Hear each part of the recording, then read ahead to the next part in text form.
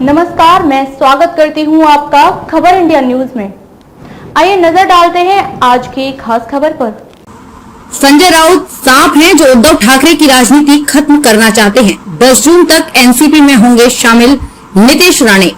केंद्रीय मंत्री नारायण राणे के बेटे और बीजेपी विधायक नीतीश राणे ने रविवार को मीडिया के सामने दावा किया कि सांसद संजय राउत 10 जून तक उद्धव ठाकरे को छोड़ एनसीपी में शामिल हो जाएंगे। उन्होंने दावा किया कि राउत को लग रहा है उद्धव ठाकरे उन्हें अब सांसद नहीं बना पाएंगे, इसलिए वो एनसीपी में अपना भविष्य तलाश रहे हैं। लेकिन उनकी राह में सबसे बड़ा रोड़ा अजीत पवार है। अजीत पवार जैसे ही एनसीपी से बाहर होंगे वैसे ही राउत एनसीपी में आ जाएंगे।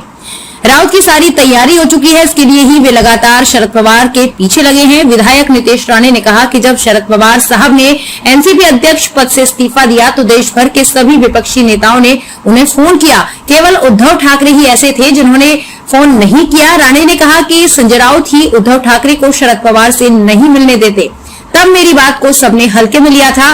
राणे ने कहा कि मैंने पहले ही कहा था कि मुंबई में 1 मई को आयोजित की गई महाविकास अघाड़ी की वज्रमूठ सभा आखिरी थी, लेकिन तब सभी ने मेरी बात को हल्के में लिया। लेकिन अब वो खुद कह रहे हैं कि अब कोई वज्रमूठ सभा नहीं होगी।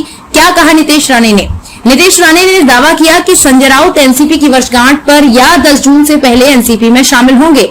संजय राउत को उद्धव ठाकरे के साथ रहने में कोई दिलचस्पी नहीं है। उद्धव ठाकरे की अब कोई पार्टी नहीं है, वो उन्हें दोबारा सांसद नहीं बना सकते, इसलिए संजय राउत ने उन्हें एनसीपी में लेने का प्रस्ताव दिया है। पिछले कुछ दिनों में इस संबंध में संजय राउत की राष्ट्रवादी कांग्रेस पार्टी के साथ कई बैठकें हो चुकी हैं। नीतीश राणे ने दावा किया कि अगर अजीत पवार एनसीपी छोड़ देते हैं तो संजय राउत ने तुरंत पार्टी में शामिल होने के लिए अपनी तत्परता दिखाई है। संजय राउत ने रखी है शर्त। नीतीश राणे ने दावा किया, मुझे मिली जानकारी के अनुसार संजय राउत शरद पवार का अनुसरण कर रहे हैं क्योंकि वो जल्द ही एनसीपी में शामिल होने वाले हैं और इसलिए जल्दबाजी में ऐसा कर रहे हैं। संजय राउत ने हमेशा अजीत पवार का विरोध किया है, इसलिए उनकी बस एक शर्त है, अगर अजीत पवार छोड़ देते हैं तो वो एनसीपी में शामिल होंगे। संजय राउत एक सांप। बीजेपी विधायक ने कहा, शरद पवार ने इस्तीफा दिया तो विपक्ष के सभी नेताओं ने शरद पवार को इस्तीफा न देने के लिए कहा, लेकिन मैंने कहीं भी नहीं पढ़ा या देखा कि उद्धव ठाकरे ने फोन किया या पूछा। उन्हें इस्तीफा नहीं देना चाहिए, इसलिए संजय राउत उद्धव ठाकरे को राजनीतिक तरीके से खत्म करने की कोशिश कर रहे हैं। मैं उद्धव ठाकरे को सिर्फ यही बताना चाहता हूं कि संजय राउत एक सांप हैं।